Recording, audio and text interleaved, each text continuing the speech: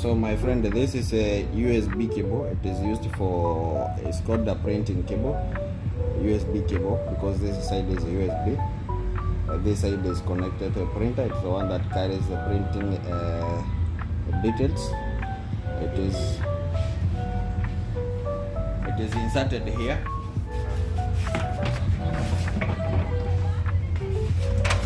It is inserted here in the printer. You see this one? This side, it is inserted here. Then this side, the one that is USB, is connected to the computer USB. Then you can be able to print because the machine and the computer is communicating. Once you connect the drivers for this machine, it automatically prints. And if you have a problem, you can download drivers for Bizhub or Bizhub from www.bizhub konica Minolta Bizhub drivers.com. Thank you.